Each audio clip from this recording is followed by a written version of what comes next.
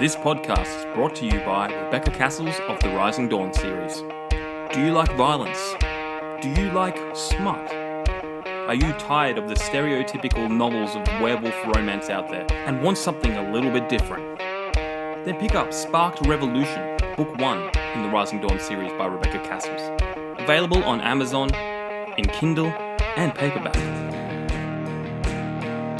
You too can become a sponsor of Stories, The True and the Fictional by heading on over to buymeacoffee.com/STTATF or follow the link in the show notes.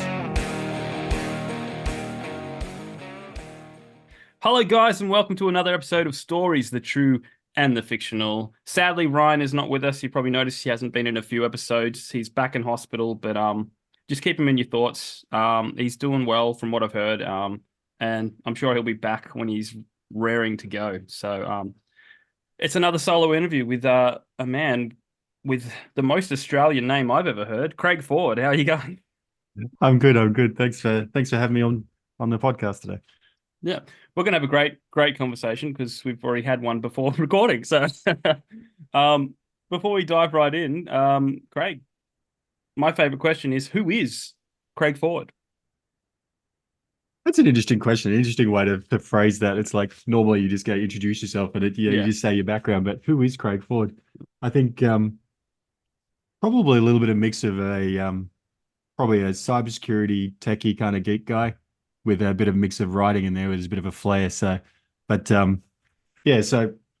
20 odd years in sort of that tech ICT kind of background, cybersecurity, probably the last 10 years. Writing for me probably only started probably about 6 or 7 years ago. Yeah.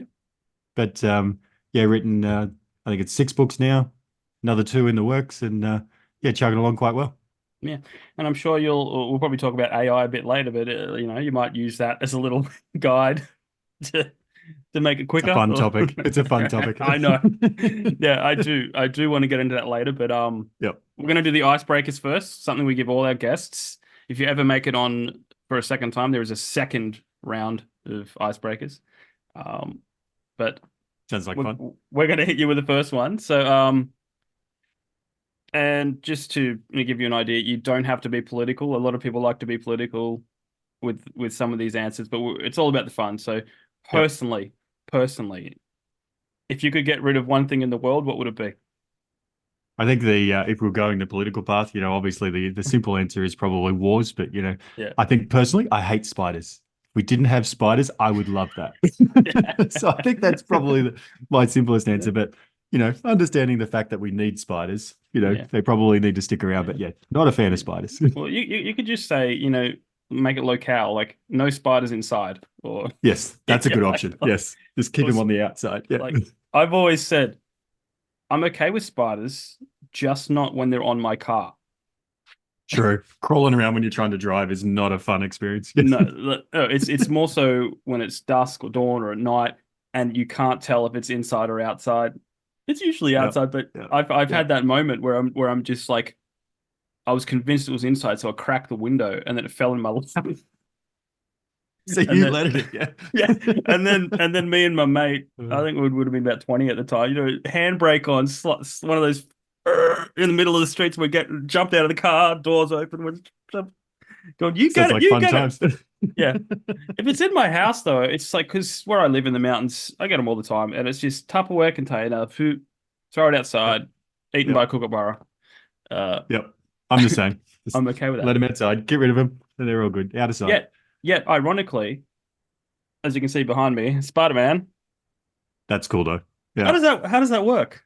It's strange, isn't it? I know, because Stan Lee was told that when he came up with the idea, and they go like, "No one likes spiders," But it worked out really well for him though. It did, and Tom Holland.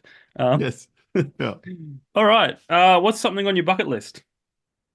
Well, I've never traveled outside of Australia, so I think I want to get out there and I want to do that old school kind of Mustang cruise of like the Route 66. Yes. That would be so fun. I'm a big fan of the old school kind of Mustang. So I think, top down, nice cruise along, just big road trip.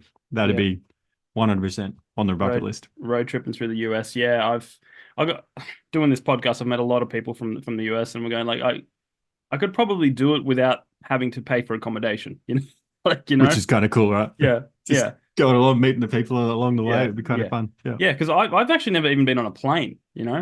Oh, wow. Yeah, like That's I'm old crazy. school. I've You're old school like the driving. Yeah. Well, our country is so big, and if you're on a plane, you miss all the in betweens. Like, obviously, if I went to Perth, I would fly to Perth because I don't need to stare at desert for, 2 days. That's a long enough flight. Like, Yeah.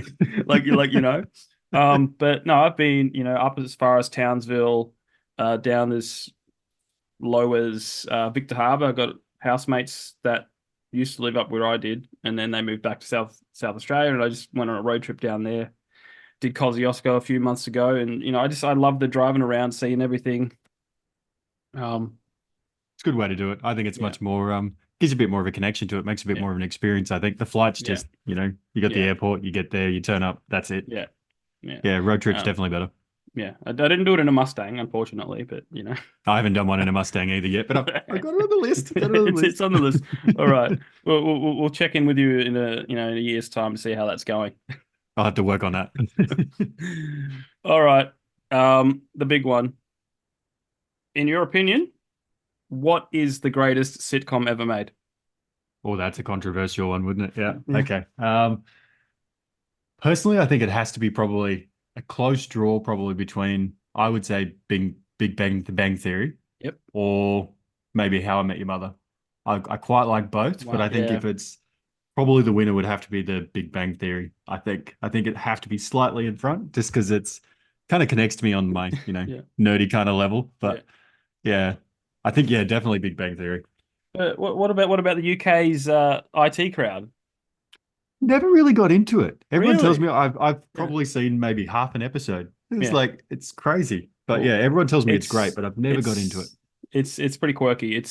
But it's five seasons, which is astonishing for the UK because they usually do 2 seasons with 6 episodes in a season or something. It's like they're not known for long content. Yeah.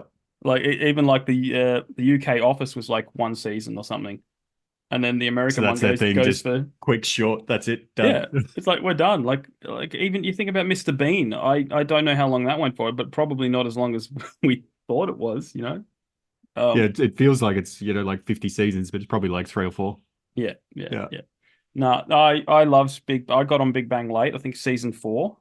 I think the episode that got me the most was the robot arm with how Howard makes a robot Yeah. arm, Yeah. and then I Yeah. was just like, this show's hilarious because I used to hate the Yeah. canned laughter. I used to oppose canned laughter, but then when it's funny, you kind of don't notice it. Yeah, it You know? kind of infects you and Yeah, it sort of makes you kind of sit there and chuckle yeah, along with it. But yeah. yeah. Because Yeah. How I Met Your They Mother do it well on that show though. But Has canned laughter, but you do not notice it. Like when you say it has canned laughter, people go, "What?" Like it because it's does. just It does. it's Yeah. light. It's light. Yeah. Yeah. Yeah. No, but good answer. I really, yeah, they ended it very well, um, which is rare for television. And I think if And they dragged it out much longer, it would have just kind of ruined it. So I think yeah, they kind of well, made the right yeah, choices, but I felt a lull in season 7 and 8. I think it just kind of just slumped, and started to fizzle off. Yeah. yeah, Yeah. and I was just like, oh, this just isn't funny anymore. And then my mate said, no, watch it. It's got a really good ending. Okay, I went back and I was like, oh, no, what? Finished it. Good stuff. All right. What is your zombie apocalypse plan, if any? I think I don't have a specific one, but I reckon I got in-laws that have a farm in the middle of New South Wales. Lots of cows, lots of sheep, chicken, vegetables, everything. I think Yep. right there, it's middle of nowhere. Like every farm, have a few rifles and stuff as you need them. But Yeah. so I think there, go bunker down. I think that's probably the Remote. best thing. Yeah, nice and Rem- remote. Remote location. Because Set it all up, hopefully Yeah. nice and sort Yeah. of protected by the time, they all sort of come to you, because otherwise metropolis sort of areas is where they probably hit first, right? Yeah. So Yeah, but ironically, it'd probably happen out in the country somewhere. it would. It would. Just my it, luck, it'd probably right next door. it'd be like like because it's always the lab theory, it's always people doing something in the lab and then it happens. Yep. But Yep. it'd be funny if it went the other way because it'd be a slower spread. Interesting. That'd be an interesting take. Now, this next and final icebreaker question, I've got a feeling that I know what your answer might be, but Mhm. Mhm. So I'm interested. Yeah. Mr. Elon Musk calls you up and offers you to test drive his new electric time machine. Because let's face it, if anyone was to invent time travel, it would be Elon Musk, It would be him. Yeah. and Yeah. it would be a Tesla or something like that. Yeah. Yeah. So what do you do? Where do you go? I think probably just because of my love of the Mustangs, I think I'd have to go back in the heyday, Oh, back when they sort of, around that sort of really late 60s, mid 70s, somewhere in that sort of time frame when the Mustang was the car, experienced that whole, yeah, cruising around in the old school Mustang thing. I think I couldn't help myself. Elon yeah, would probably hate that because, obviously it's going to ruin his whole effect of, the electric cars and the way he's yeah, going. But, yeah, and I think you're right. If anyone was going to do it, love him or hate him, yeah, he's the guy that would do it. yeah, yeah. So it's funny because when we came up with this question, it was before he became this controversial figure. Like, Oh, wow. Yeah. and then people like some people like you can tell them go, do I have to? I'm like, come on, it's a lighthearted funny joke. I think with him though, like when you think about him as a guy, right? Like, yes, he's a bit quirky and he's a bit Yeah, eccentric, but I think some of the things that he's going to succeed in his lifetime and even the things yeah, that's going to come because of the things he's made, yeah, you got to love the guy to a point. yeah, Like going, yeah, wow, that's the yeah. stuff you sort of affected. So, Yeah, well, it's innovation. That's yeah, what it is. And I don't think yeah. there's that many people out there that are doing it. Like, I mean, look at Apple and iPhone. It's like the same iPhone every year, just costs more. Just Yeah, slightly, like, slightly tweaked to make it look a little bit different, yeah, slightly different colors. yeah. Yeah. But yeah. They're I like, don't think oh, I'd want to work with him though. I think he'd be it a might be a bit. taskmaster. Yeah, yeah. I think it would be. Yeah. Um, no, I wouldn't mind hanging out with him once or twice, but I wouldn't. Just for the experience, just to I see would. what would come out Yeah, of his brain, like just ooze out. yeah. I think, yeah, yeah. I wouldn't. I wouldn't. Be a best friend or anything like that. I mean. No, but definitely would be a great guy to meet, though. I Yeah, think just at least even just once, just to see, yeah, just for the experience itself. I believe. yeah, yeah. Here is security is insane. Like, like, I bet it would be. I bet it would be. like, And I want to ask you a question. What okay. did you think my answer would be for the Elon I, Musk? I was assuming because you love cyberpunk, you would have gone forward to see if Oh, yeah. to I see your see point. Yeah, if cyberpunk ever comes to be. yeah. Which it probably will eventually. I think. I think Yeah, long term, I think we have, yeah, whether we like it or not, it will be some sort of part of that. But yeah, yeah, yeah. I see your point though. Yeah. yeah, yeah. No, well, But you yeah, got a lot, nah. lot, Sticking lot to of my people. old school. Sticking to my old school. I know. I respect that. I respect that. Yeah, Going back to when Mustangs were affordable. yeah. Yes, when they were affordable. Yes. Like who would have thought about it? Like every other car loses value, over time. Yeah. And Not them. Nope. they're like, nope, come here. Awesome, awesome, great answers. This podcast is brought to you by Martin Kearns and the Valor of Valhalla series. In the battle between two ancient evils, can one naive young man become the last hope against powerful creatures of legend? Beneath the Veil is the gripping first book in the Valor of Valhalla dark urban fantasy series. If you like reluctant heroes, infernal myths, and bloody epic clashes, then you'll love Martin Kearns' formidable foray into the unknown. So head on over to readkearns.com and grab yourself a copy of Beneath the Veil today.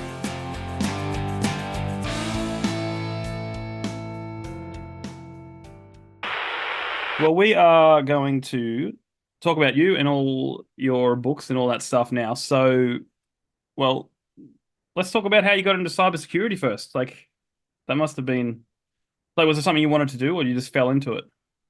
Sort of, I guess, kind of fell into it a little bit. Probably the more IT kind of space. Yeah. I think I started out in a sort of little regional New South Wales country town. Just was looking for my first kind of long-term job. And I was always sort of a bit of a natural in the techie kind of space. Like I loved electronics, loved anything to do with tech. So I got myself a little traineeship in a small little IT shop. And I think I stuck it out there for about 5 years before I moved to the big smoke up to Brisbane. But yeah, it's 20 plus years now. I think it's probably, I would say probably the last 10 moving towards cybersecurity. And it was a bit of an accident that I fell into cybersecurity. I crazily decided I wanted to do a master's degree, and thought I wanted to be like a CIO, like a senior IT manager, and I enrolled in a master's degree and done a incident response kind of unit as part of my master's. Just randomly thought, oh, digital forensics and incident response sounds really cool. Like, being a bit of a nerdy kind of guy, bit of a techie. And I did that unit and loved it. Ever since then, it's just always that push towards, cybersecurity and doing that kind of stuff. So yeah, I went in down a ethical hacking, pen testing kind of path, and got to break some systems and not go to jail for it with a nice stack of paper to say I don't. So that's always great. But yeah, so it was I guess probably the simplest answer is just sort of fell in it, followed the path, and found something I loved and kept going. Yeah, writing's probably very similar, but yeah, we will get that in a second. I'm super, because cybersecurity is something regular folk really don't think about all that matter. Yep. All that moment. Like, so are you guys integrating AI into what you're doing now, or at all, or is it just because in the movies and in your head it's just like you sit there, go, someone's trying to get through the firewall. Like, it'd be nice if it was simple as that. It's not quite that simple. The hacks and stuff you see like on the movies and stuff, they take like 30 seconds. In real life, that's probably a 3-week hack. So, like, let's see, you're looking for any tiny little bug, but literally the similar sort of, obviously Hollywood flair, they always make it a bit more entertaining, a bit more fun, but generally they stick to a reasonable guideline sometimes. If you look like some of the more well-respected kind of hacker kind of movies, you probably get a probably more realistic look with an accelerated timeline. But generally AI is kind of slowly integrating. I think the bad guys are using it better than us at the moment. They're integrating in a lot of their tools, but I think cybersecurity long term is going to probably use it more for probably that, responding to incidents and breaches and stuff, because it will help get rid of the noise, I guess you would say. So you can get rid of the noisy stuff and clean up the logs and sort of give us the answers of what we want to go, this is something you need to look at. Yeah. I think over time that's how it will work. But yeah, it'll definitely be there, whether we like it or not. Yeah. So will you ever be able to get rid of all these spam messages we get? Is that a cybersecurity thing? I wish. Literally, that is a bane of my existence, I think. Because I reckon probably, I would say 80+% of any cyber incidents or breaches is usually because of a spam sort of human clicking on something. Yeah. And I don't like the word, because a lot of cyber people say, humans are the people are the weakest link. I think that's wrong. I think you go, humans are our greatest asset if we teach them how to spot the bad stuff. So I think, I go the other path. I like a bit of education approach, but I think AI will probably help us with that to a point. It'll help us identify them better, and we can sort of filter out more, but they make too much money out of it. It's too successful in the short term. They're not going to get rid of it. Well, let's move on to your books. Like, how did you go from cybersecurity into writing? Obviously, you said you fell into it. Yes. Was it an idea that just came out of nowhere and went, I got to write this down, or was it, I want to write a book? No, it was sort of I went to, I think it was the last cybersecurity conference in Canberra. I think it was the ACSC conference, so the Australian Cybersecurity Centre conference they did. I think it was about 7 or 8 years ago now. Literally, I worked for like a managed service provider at the time, and essentially all the conversations, all the presentations and everything that were happening at the time were going, they weren't identifying how big of a risk MSPs were to their clients by the fact that they hold all the keys to all of the different clients. So essentially, when I walked away, I was like, someone's got to talk about this. Why isn't someone talking about this? So I pitched an article, which I'd never written really anything before. I pitched an article to CSO Online and said, if I write something about this, would you publish it? And they're like, write something, send it through. We'll have a look. If we like it, we'll publish it. And I think it was 200+ articles later, I wrote for CSO. That's how my cyber journey started. Wow. The writing journey started. So just found that problem, went, someone's got to talk about it, someone's got to fix it. So just fell in it. It's usually the way. I didn't set out to write a book. I got my own book. I mean, we're with the same publisher, right? You're with Shoreline. Yes. They approached me, like, I self-published, made every mistake under the sun as you do, because I didn't know what you was doing. I did that at the start. It's just like, I didn't even know about book formatting or anything. I thought you just write and you go, okay, there you go. And then, just put it out there and just let it go, right?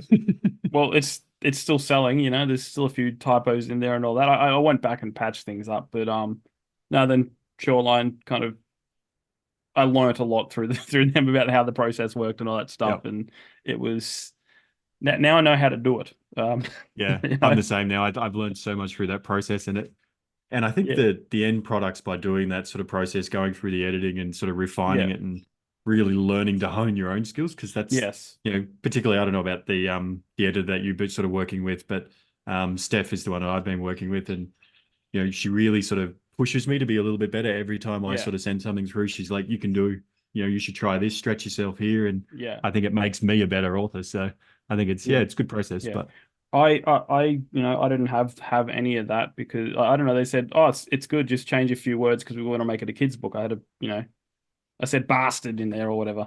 And they go, yeah, oh, we it's want to probably make it frowned upon in the kids' books. yeah. And then so I just went like, what's a cuss word from the 1900s?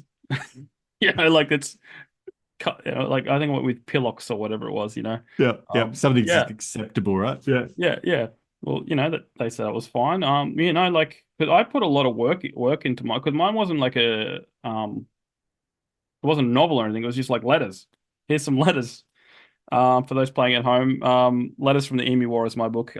It's all written in letters, newspaper articles, and journal entries, and that's all it was. It's like there wasn't much to change. I just they said I could have some more art, so I got some more art commission, and that was about it. But It's an interesting structure. I've seen your book. It's an interesting way you put it together. I quite liked it, but yeah, well, I just came up with the idea because originally it was going to be a screenplay, and then that didn't happen. It got close to getting made, but then everything fell apart. That's the way Hollywood works. that is the way Hollywood works. Yeah. And then I thought, oh, I could do it as a book, or you know what? I don't know where it came from, but probably because I watched Hamilton and the American Revolution and all that. I was just like, oh, wartimey letters, and it fell into place. But um, so I think next I'm gonna probably start working on actual novellas or something like writing, and then people will probably have a you know more to say, more ways to help me shape and Potentially, yeah, potentially. yeah, yeah, Those the first novels are a little scary to sort of start, but they're quite fun to do once you sort of get yeah, in the swing of it. So yeah. I could never do like a 300,000 word novel or anything like that. it's huge. I I would not have the patience for that. you know. All right. Well, what was the first book you wrote? Was it I am a hacker? A Yeah, hacker I so am. Sorry. a hacker I am, yeah, and Yeah. it sort of went down that same path as you. I went down that, self-published kind of path. Yeah. And it was kind of a similar kind of thing to the journalist stuff when I went down that approach. It was one of my colleagues, they'd been reading my articles and they're like, you should really, really write a book in this kind of style. So I was Yeah. like, I did. I gave it a crack and sort of put there's basically two books in that sort of series. It's they were both self-published before I sort of went down the novel path. Yep. And literally it's sort of there's 50 topics in each, all around sort of cybersecurity, cyber education, and sort of Yep. my path into cyber. And I wrote it with sort of stories and as less little jargon as possible, because when I Yeah. was doing that first master's I talked about, I hated cybersecurity books. They were so Yeah. dry and horrible to read and Yeah. not really accessible for anyone. Like you sit there and go, who wrote this and how are they supposed to, anyone that just picks that Yeah. up, how are you going to understand half of this? So yeah, Yeah. I wanted to do that a little bit better. So I did. I done those first two books and yeah, sort of changed I guess the way that you would sort of see a cybersecurity book, Yeah. make it a bit more entertaining, a bit more fun. So Yeah. So does it follow a crook or a good guy? no, it's sort of like so it's like I guess it's more of a standalone chapter. So each one is standalone All based right. on Yeah. a bit of a topic. The hacker novel series follows a couple of characters, but Yeah. the first ones are more cyber education specific. Yeah. But if we talk about the sort of the novel series I went into with Shoreline, the first sort of, Yeah.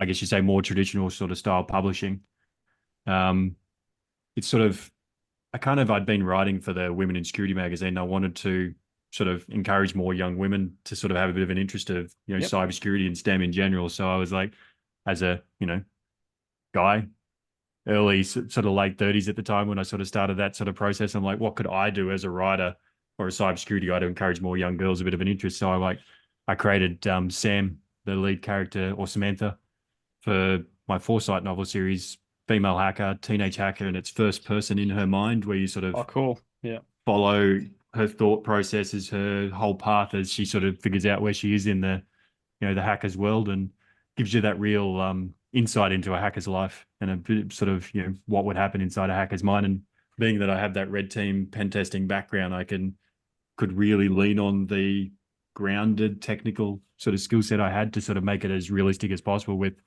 a bit of a Hollywood flair, of course, because it's a novel. You got to have a bit of fun, but Yeah. and then I did something really a little different with my book too. I actually switched that same first person, but I switched to the bad guy's perspective Oh, in the cool. second book. So you get some of the same story, but then extend it more and see the Yeah. difference in choices. I wanted that whole yin and yang kind of similar kind of people, different kind of approach, how they ended up in their different paths. It just, yeah, it was quite fun. Hard to intertwine all the story together, but Yeah. yeah, it was quite fun. Awesome. Well, your latest book, Vulcan? Yes. Book Yes. number three. Book number Yes. 3. And that In the came novel out. series, number 6 in Yeah. total, but Oh wow, that's yeah. You've written a lot more than me. too many probably, but I'm Yeah. still going. I know if you're enjoying it and if people are reading it. So that was out 25th of June, yeah? Yes, yes. Yep. Yeah, 25th of June. Sort of it's number 3 in that sort of hacker fantasy. So that is that book 1 with Sam, and then you got Yep. Shadow, and then I switch it back to Sam as well to do the book 3 and sort of really push the story to that next level. Yeah. And currently writing book 4 for that, which is Glimmer, which it's taken a little while chugging through, but really pushing it along. So Yeah. Well, fourth, I'm sure the fourth one's really stretching your creativity and coming up with new ideas and all that. yep. But what's the primary story of Vulcan? Give it a plug. So Sell it. yes. So essentially, it's sort of without giving too much of the plot away for the sort of story, it sort of puts you back into sort of that intertwined sort of story between Foresight and Shadow. So they're their hacker handles of both the characters. So Yep. essentially, it sort of intertwines their story and sort of pushes them to almost a breaking point, I think, and sort of some really fun sort of hacker exploits and some damage and destruction along the way, which always makes it nice and entertaining. Sort of, Yeah. I'm told it's, if you've read, I haven't actually read his books, but Stig Larsson, I'm told it's very similar style to sort of the Stig Larsson kind of books with the, I think it's the girl with the dragon tattoo, I think they Oh, call it, right. but Yeah. that same sort of style where it's sort Yeah. of, almost a cross between your, hacker story, but a bit of spy sort of, thriller kind of side to it as well. But yeah, I'm told it's a pretty good read, but I could be biased. But Yeah. Yeah. Yeah, no, well, I get that. I totally get that vibe just from the cover alone. Uh, so how did you approach like getting the cover made and all that? Did you have a push and pull with Shoreline? Did you know what you wanted? Did they suggest stuff? yeah, sort of, it sort of was a bit of, sort of let them sort of go a little bit with what they wanted. But I had a very specific, I'm very anti-hacker in the hoodie kind of look. I'm Yeah. like, do not put a hacker hoodie on my cover. It's not happening. Yeah. Not happening. I won't publish if you're doing that. Yeah. So it's, I sort of, wanted particularly with Vulcan, I sort of, wanted to get back and sort of, follow the, Sam and her sort of experience and sort of give it that whole intrigue kind of look, which, I think it sort of links together quite well with the Foresight and Shadow covers, which, focus more directly on those individual characters. But yeah, I think they did reasonably well. I let them have a bit of the creativity, but Yeah. yeah, and I love the if you look inside the actual printed versions of my books, it's got the hacker sort of matrix kind of style code Oh, coming down cool. on the top of that. I love Yeah. that little twitch. Yeah. It's cool. Yeah. That is awesome.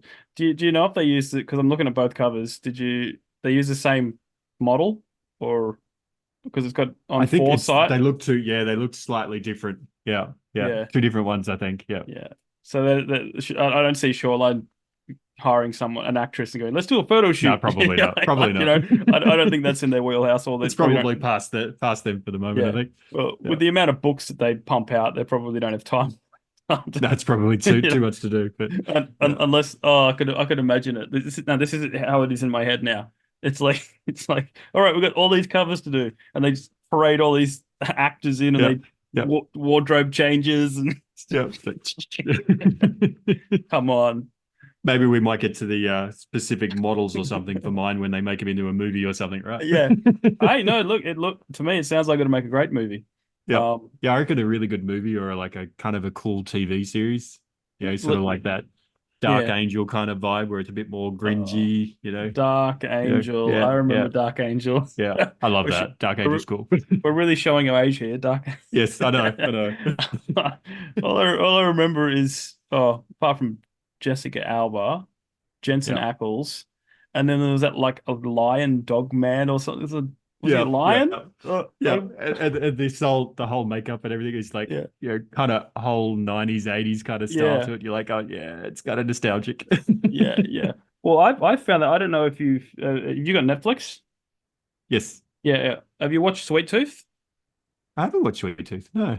It's really good. Like it's based on a very like the comic is a lot darker, but they use a lot in the show. They use a lot of practical effects and miniatures, and they really hold back on the CGI. But it's basically a post-apocalyptic world where hybrids have started being born. So Sweet Tooth is a kid with deer antlers and deer ears, but Hmm. he's humanoid, that sort of thing. So it's basically people are getting sick, like really sick and like dying off. And anyone that's pregnant is giving birth to a hybrid and not a human baby.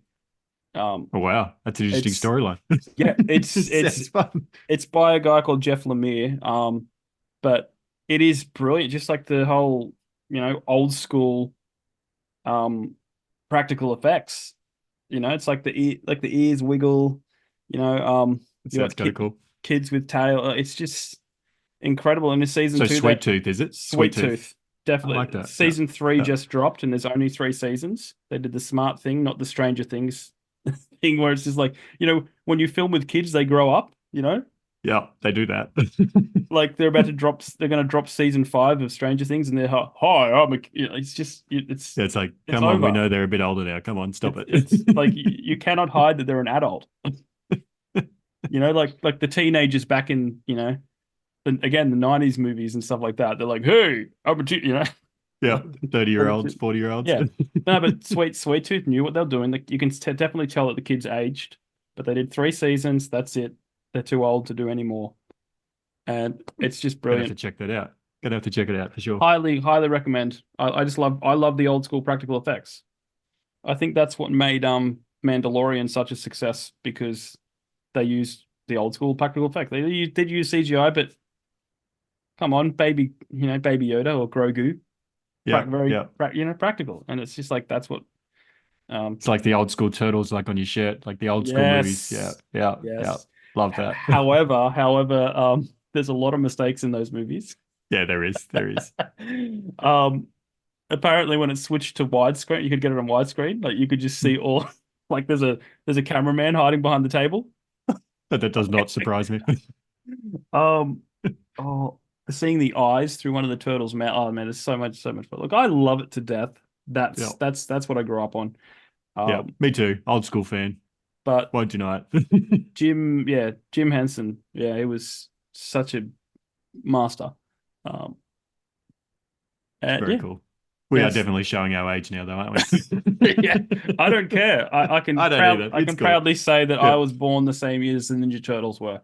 yeah. That's my claim to fame. I met Kevin Eastman last year at Supernova, and I gave him a copy of my Oh, that book. would be cool. That would be very cool. I gave him a copy of my book, and he goes, "Did you sign it?" And I'm like, "What?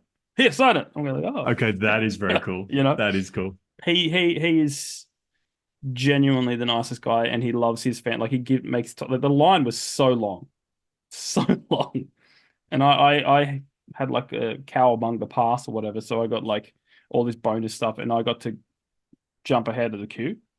Oh, that's cool 'Cause, for you. yeah, yeah, it was. But look, they had who else was there? They had uh Tyler Hoechlin, who's Superman from the Superman and Lois TV series. Hmm. He was there, and then they had Alyssa Milano, and they were the big stars. Hmm. But Kevin Eastman was like He'd be the one I'd want to see.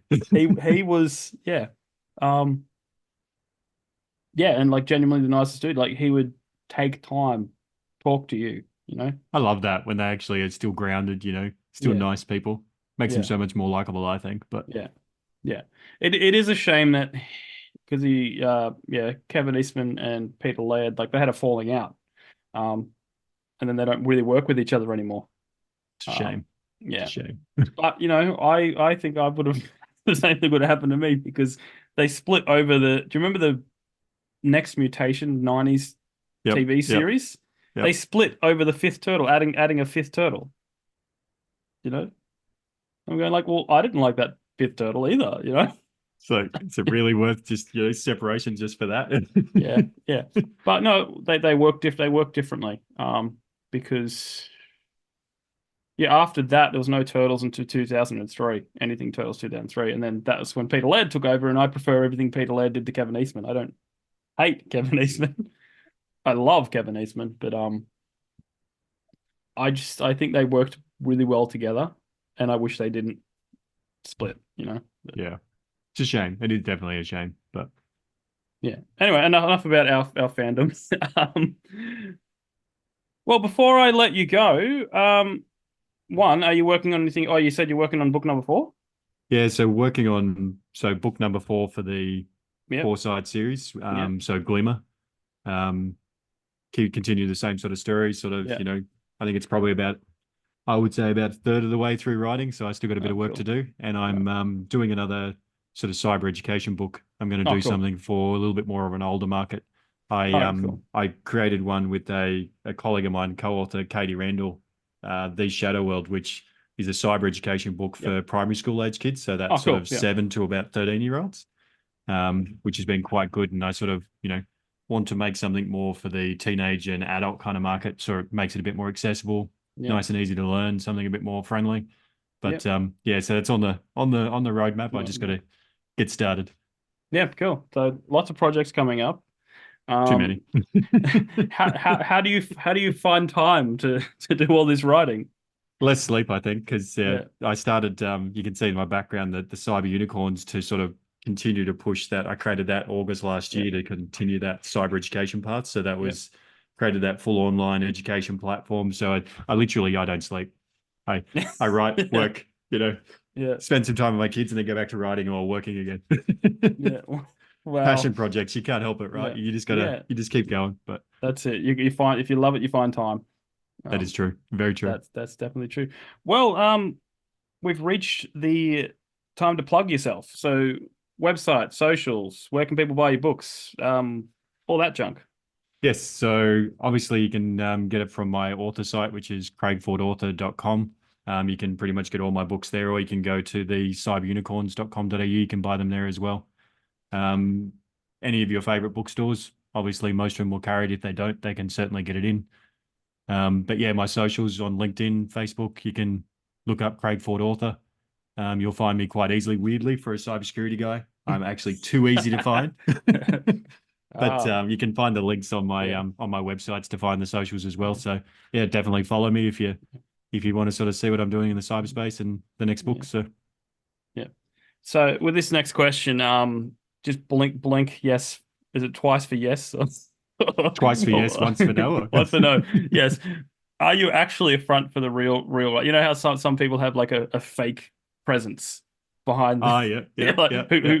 okay, this is the man who wrote the book, but really it's someone else. Are you one of those?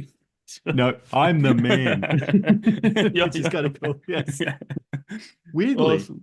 just we don't have much time left, but weirdly, considering like we're talking about our backstories and how we got into it and Yep. stuff, something I don't normally tell too many people is when I was probably year maybe 2 or 3 in primary school, I could Yep. barely read and write.